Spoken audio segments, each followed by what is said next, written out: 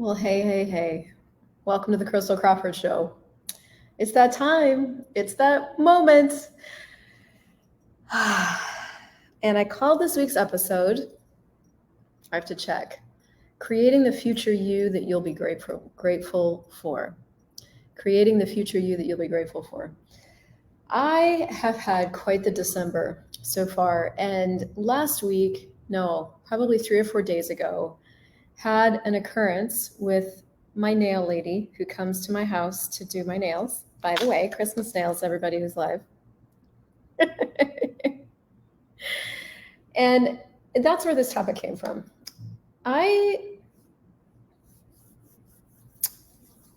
am realizing so much that the future that I'm living today, the me that I am today, is so much a product of what I chose years ago. And I'm choosing a lot of things today that are creating the future that I'll have years from now. And I know it's Christmas in real time. It's the holidays. A lot of us are like out and handling family and spending and shopping and all that. But in my world, it's just another day. And having moved to Panama, it's like eternal summer. So you guys are going to get a chance to kind of take a glimpse into what I'm handling. And so I want to tell you a few stories. But the topic that I want to introduce to you is, what could you choose today to begin instituting the future you that you'll be grateful for? Now, you may need to come back and listen to this episode January 1st. I understand. But let's dive into that today. 3 days ago, my nail lady showed up at my house. It's so cool here. They have so many different services that just come to your house and take care of you. And they're very low cost. So she comes over about every 2 weeks and does my nails. And most weeks when she comes, she's pretty upbeat. You know, she's traveled from wherever she's traveled, and she's pretty, we don't speak the same language, but we have that nice vibe between us, and we're like picking designs and choosing things. This week she was a little bit late, which was okay. And when she came, I was doing my makeup. And so when we exchanged greetings, when she came in, I was kind of distracted. But when I turned around and I looked at her, I could tell that something was off. So I sat down with her and I put my hand on her arm and I said, "¿Cómo estás?" Like, really, how are you? And she didn't even look up, and the tears started just bubbling out of her eyes. And she opened her phone and started showing me some pictures, and she had a huge bruise over her eye and some hair had been ripped out from the back of her head. And that's when I could see that as she was crying, the makeup was coming off, and this had just happened. And so the best I could, I patched together a conversation about when this has happened and, trying to get some more information through this translation device. But what rose up in me was this like desire to like swoop in and, kill somebody, handle things, take care of her. And I think that's another episode, because there is this whole gift of not helping, literally sitting on your hands and only asking what it can contribute. That's an excellent conversation. But I got that I could contribute more. So when Andres came home, I told him what had happened, and I asked him if he could please, talk with her and find out more. And so, of course, she told him the whole story, tears running down her face. And what I asked him to ask her was, is there anything that I could contribute? Now, the reason I'm telling you that for this part of the conversation is that I'm in a really different place in my life now than I've ever been before. For most of my life, I think I'm 46 this year, for most of my life, I've been in a position where I've needed assistance. Even probably up to about 3 years ago, right before I met Andres, I was choosing like relationships that were going incredibly badly. And there was one in particular that actually turned almost violent, like just close enough that I actually packed my stuff up and moved out of the house at 2 a.m. in the morning and drove to closer to Atlanta and got an apartment there. And some of you kind of remember that time in my life. That was only even about 3 years ago. And even then, I needed a friend. I called a friend. But something got created at that time in my life. I got myself into that apartment, and it took me a few months. I was creating and, still facilitating classes, but it shook me. And I realized then that if I was going to have something different with men, with relationships, with money, that I was going to have to start choosing something different. And of course, you never know where you're going to start with this. You just kind of know that you need something different.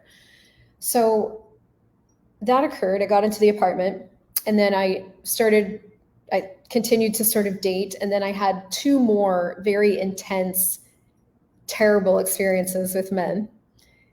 And at that point, I made a demand that no matter what it took, I was going to change 43 years of relationship history gone wrong into a totally different story.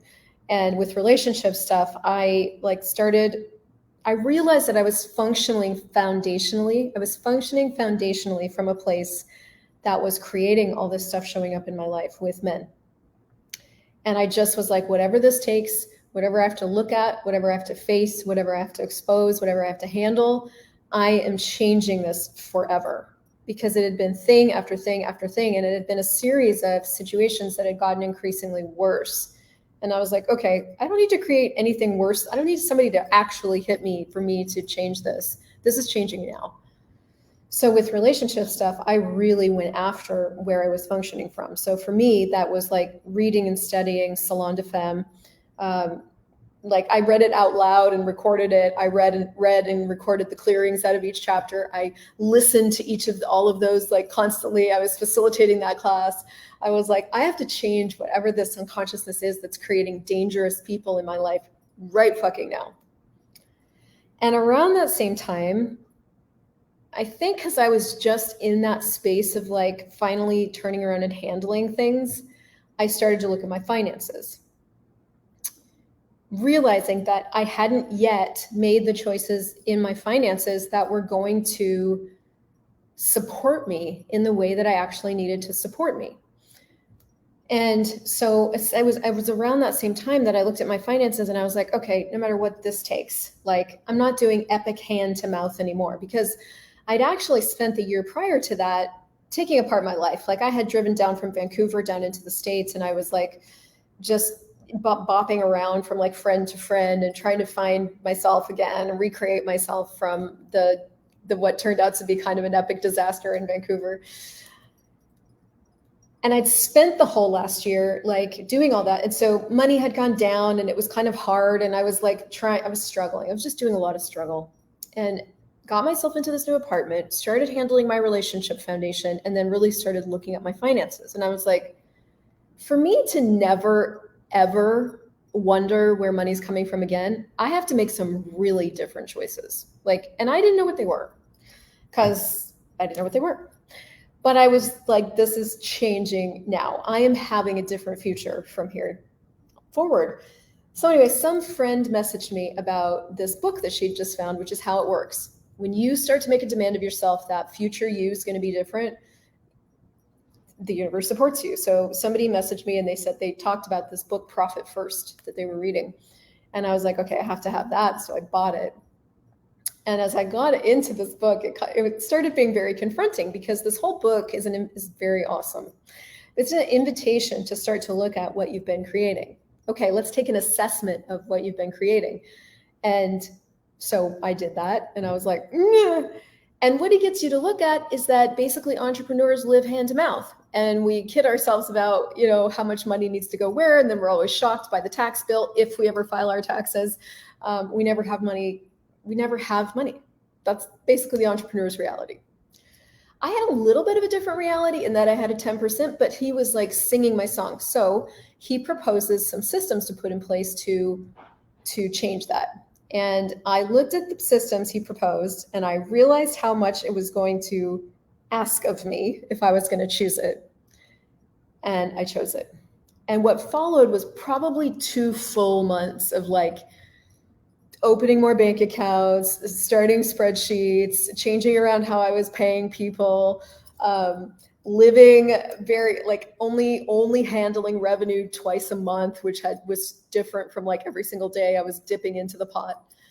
which made some 2-week periods very low on cash. Like, I really did it. I instituted it. And so every 2 weeks now, I handle the revenue. We distribute the revenue to all these different accounts. And and at that same time, chose to live on 30% of my revenue. So it was a huge change financially, huge. And it was about 3 years ago. But future me right now has money and has systems in place that I continue to grow that money constantly. I didn't have that before that moment. So future me is like super freaking grateful for 2018 me making those choices. And future me now has a relationship that, yes, I've been talking a lot about, and yes, I've been dealing with a lot of stuff in regards to that, but is a tremendous gift to my life. Tremendous. Thank you, me of 2018, for changing where I was functioning from with relationships. Now, 2021 me is like spending all of December getting all my back taxes handled. So if you guys are wondering where I am and what I'm creating a different future right now. Okay, it doesn't have to do with any classes. I'm actually handling 6 years with the U.S. and 3 years with Canada, and heading into a new country and new year. But what I'm aware of as 2021 me, that if I don't actually take care of this now, it's going to get worse and worse and worse. And then 2025 me is going to have a not good situation on her hands. So I'm choosing now what's going to create a greater future for me indefinitely into the future. Now, I interrupted my story about my nail lady with all of that because 3 years ago, I was a person that still needed help. I was getting myself into situations where I could not handle it on my own. And I'm not talking about creating yourself into an island where you never need anybody. That's not what I'm talking about. But what I am talking about is moving from looking at where you're choosing to create your life from right now. Like, some of you are creating your life from survival and going, is that a sustainable future? Is that actually going to sustain me into the future? If I continue to have survival as a point of view, is that going to create the future I want to have? And that's what, I mean, that literally was that whole 4 to 6 month period in my life from like November 2017 to, I only know dates because I've been in the taxes, from like May 2018, was me looking at, wow, I've had survival as a point of view. And so because I've been creating from survival as a point of view, I'm constantly just surviving. I'm just surviving people. I'm just surviving myself. I'm just surviving the choices that I made. And if I continue to do that, that's what I end up having indefinitely. And somewhere in there, I read something Gary wrote, which was like, you've got to give up survival as a point of view. And I'd never considered that before. So I'm sitting in front of this beautiful lady who's doing my nails, who still has survival as a point of view and has all this life and all this willingness to have something different to the best of her ability. And so as Andres was translating for us, you know, I'm like, make sure that you ask her. I didn't want to help her, because help is a superior point of view that I know better for you and my idea for your life is better for you. That was not what I wanted to contribute to her life, because I don't. And I didn't know, maybe she was going to go back to this guy and, you know, maybe getting beat up works for her. So I had to get really, really clear on that with him and her. And so, you know, I said, I told him very specifically, please ask her, is there anything I can contribute? So when we got down to it, she was choosing to move out. She wanted to have her own place with her girls. She has 2 girls. And the only thing that she really did need to be able to do that was a deposit. So right after she did my beautiful nails, she sat here and she was like WhatsApping and finding a place. And for the next few hours, she found a place. She called them. She got it organized. And I was able to the next day send her with an envelope of money to get her into this place. And she sent me this text.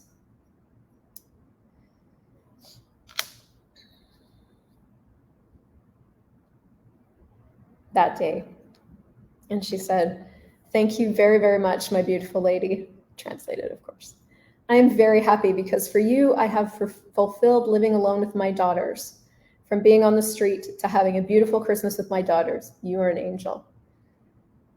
I'm very grateful for you. Send a big kiss, a big hug, and thank you very much. I could not have done that 3 years ago. That's probably not true. For the amount of money that I gave her, I probably could have done it. But the thing that was so different this time is that this time I am now sitting on like piles of gold. Like I have and have and have and have and have. And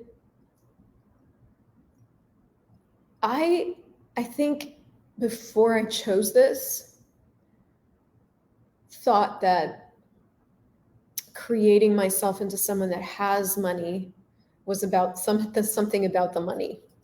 I don't know. I don't even know how to explain that. But having created myself into someone that has money, I can tell you that it's not even about the money. It's about how you empower yourself to be the person that you want to create yourself as, rather than the person that you have to be based on what you've chosen in the past. And I didn't know that that was possible. There's a lot of what you sort of wish and dream about or admire in other people that you very likely don't think is possible for you or don't know is possible for you. And you don't have any reference points for it. When I was making those choices with, changing the foundation of where I was functioning from with relationships and changing money, I didn't have reference points for what was going to be on the other side of that. I'm in a place right now, actually, where I don't have reference points for what I'm choosing next. I'm handling all my back taxes right now, which is a big project. I'm going to be making some really different choices in my business, which is going to be very uncomfortable because I'm moving from doing control and micromanaging into creating myself as useless, which is a whole other show. So that's freaking me out.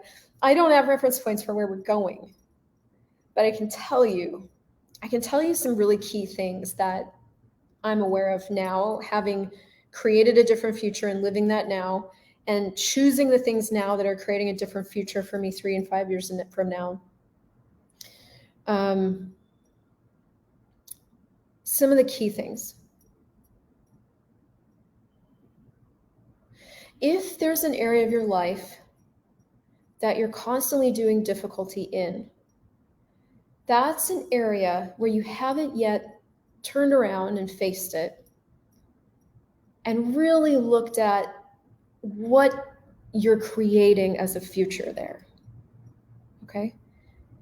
Now, this isn't for you to make yourself wrong, because if you do that, you're actually going to miss the point of the whole exercise. But it could work for you to look at it. I was doing a lot of difficulty with relationships, and I was doing a lot of difficulty with money. And actually, those two things are very inextricably linked anyway, so very funny. Even 5 months ago when I was doing all those shows on I'm having a hard time in the relationship, what's changed it is me recognizing I was having a hard time in the relationship, and I just stopped doing it. That's what's changed it. So look at the areas of your life where you're doing difficulty. Look at the choices that you're making to create that difficulty and ask yourself if those choices that you're making are sustainable. If those choices that you're making are creating a sustainable future. Sustainable future is not going to happen to you. It doesn't happen to you. And the crazy thing about us as humanoids is that we are so goddamn capable of handling things and surviving and thinking on our feet and making quick choices. And most of us have been through World War III as our life, that we have these insane abilities to survive, like to cope, to thrive in any circumstance, to always pull the rabbit out of the hat, to, be able to go from homeless to this, to that, to this. We're incredibly capable. And that is the power of our creative ability doing all that. Like that's how powerful we are. But what I started to recognize is like, if I continued to use my power to live like that, I was always going to get myself into a situation where I needed somebody else's resources or foresight. I would need to depend on someone else's choices to support my unwillingness to look at what would create a sustainable future for me. And even though the universe has always had my back, I have so many stories of people that have rushed in and given me the exact thing that I needed to get me to the next thing. Fuck yeah. I wanted to be that for me. I wanted to be that for me. And what I saw with this lady sitting in front of me is like, she wants to be that for her. She's been coming to do my nails for probably, I don't know, since we got here, August. So I don't know, 4 months. And in our broken way with our translator, you know, she's learned about me that I run my own business. I generate the money. I live in this beautiful place. Like here in Panama, this place is like super high end. The rent differential is really crazy here. So I do all this, you know, I created this. And you could see as she was like discovering that about me, the admiration in her world of like, you have your own money and you take care of yourself. And, you know, for a girl from Dominican Republic who had kids and she was probably 19, you know, that's something. And so the other day when she was sitting here, all of that's running through my world, you know, and I'm so bad about wanting more for people than they want for themselves, you know, and I'm so willing to contribute anything, you know. So I had to like sit on my hands and just go, okay, just only contribute what she wants, only contribute what she wants. But, you know, as we got through the conversation and it became clear that what I could contribute and that would create, she could receive it. Cause I was asking myself, can she receive this? And all of that was yes. I got, wow, you know, now I'm the person that can be that for other people as they're finding their legs and finding their wings and finding their way. And I don't know if I've ever felt so rewarded by a choice before. And that was the reward that I was missing out on when I was not being the guy for myself. I was being just enough of the guy that I wasn't homeless. And I know some of you've been homeless, so I'm not saying that's just, for me, that was the kind of the bottom of the barrel, but some of you have even done that. I was being just enough of the guy. But I wasn't fully embraced. I wasn't really looking at the future. I wasn't looking at what I could have as a future until I did. And then when I did, it became very clear what I needed to choose to change it. You have that invitation just by having a body in every moment. And, you know, pivotally, we're heading into a new year, so great excuse. But what if you really looked at what you're choosing with money, what you're choosing with your life, with where you're living, where you're working, what you're doing for money, all that stuff. I mean, the world is dynamically changing. There's so many possibilities available. And really look at, what do I need to institute today to have a sustainable, generative future?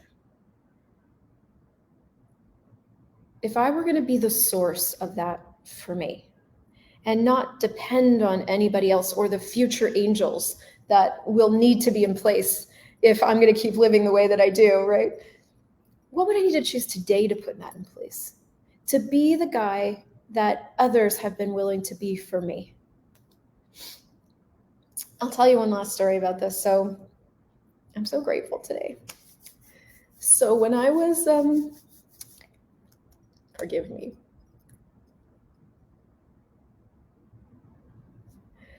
So in 2013, I was married for the second time, and really, really, really struggling. I had agreed for us to move into a small town in Ontario, and I still know some of the people from there, and I adore them. But I'd agreed to this thing, and I had never had such a hard time. He was thriving, and I was dying. I was making no money. I was working 3 jobs.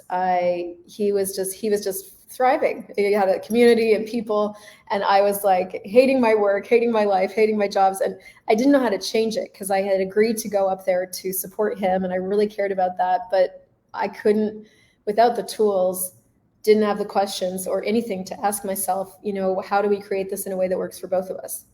So I was just trying to cope, and while he was thriving. So anyway, so that was creating this incredible strain. And around that time, I started to ask the universe. I found a book. I stumbled into a bookstore, and I found a book that talked about finding your tribe. I don't know what it was about that book. I don't know where it is today, but she talks about tribe, and she's like, there's different kinds of people in your tribe, and there's people that you are needed by, and then there's people that you need, and then there's kind of the mentor type, and I forget. But one of the things I got from that was that when I looked around my tribe, is there was only one kind of person in my world. It was only the people that needed me.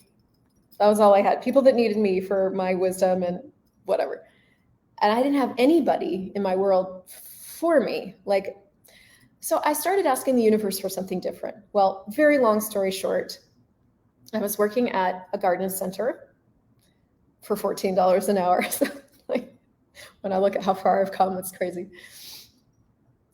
And I'd asked the universe for this. And anyway, so doing my job one day, and I'm like shoveling grass seed into a bag. Jesus, that was brutal. And then in walk 2 older ladies. Whatever, I don't think anything. They order some grass seed. I'm shoveling in grass seed. And then they want some stones out in the yard. So we walk out into the yard, and I start getting into a conversation with one of the ladies. She's bright and intelligent, and I didn't know how old she was. She's probably in her 70s. And we just started, just having this incredibly intelligent, cool conversation. And this tribe thing was really fresh in my world. And so we're chatting. I'm walking with her to the till to check her out. And it occurs to me to do something that I've never done before. And so I'm bringing her up, and I turned around to her and looked at her, and I was like, do you want to have coffee sometime? Because I was sitting there bringing her up, and I'm like, how do you ask out a person that you want to be friends with who's like 30 years older than you? This is just awkward on all levels. There's no elegant way to do this. I finally just let it blurt, because what I needed in my life was something different. So I said, do you want to have coffee sometimes? And she looked straight at me, dead in the eye, and she said, no, I don't do coffee. No, I didn't know what to do. And I was like, oh, okay. And then finished her, transaction and sent her out the door. She came back the next day with a manila envelope full of stuff. We had gotten into a conversation the day before about my mother and wheat belly. And I was into nutrition at the time. My mom had fibromyalgia. She'd had fibromyalgia. We'd gotten into this conversation. The next day she came by, she had a book for me. She printed out 6 different articles on some stuff that we were talking about. And she had a note card with her name and her email address. And she said to me, handed me the envelope, and she's like, I don't do coffee, but I do email. And we started an email friendship that has stayed with me to today. That person was Maxine Hurley. She was pivotal in being that energy for me and contributing to me when I was leaving my marriage. I didn't have anybody else. She was there. She supported me through that. And she was one of the pivotal people that enabled me to become a certified facilitator. Today, I can be her.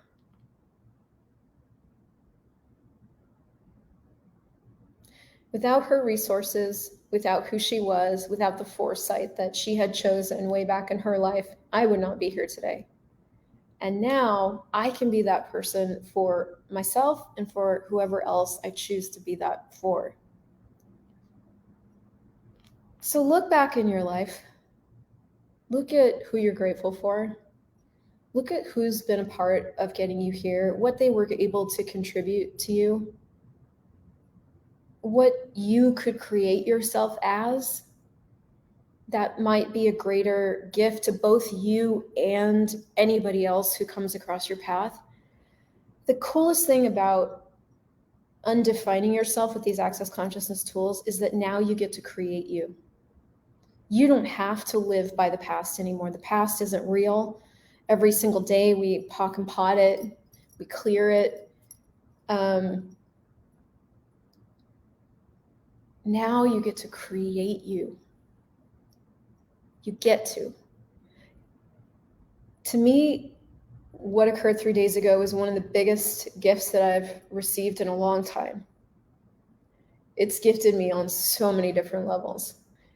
And what I am choosing moving forward is those choices that will continue to institute a greater and greater future so that I can be that more, choose that more, have that more, be a greater gift to me and to whoever I come in contact with. I had a lot of support to get me here. And now I get to be it. And what do you want to create yourself as? What do you want to choose and create now that the future you will be so grateful for?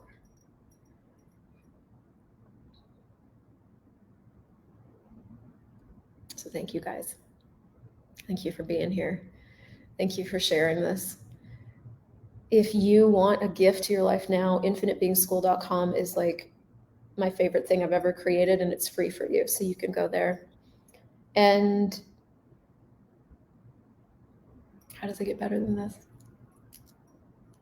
We'll see you guys next week.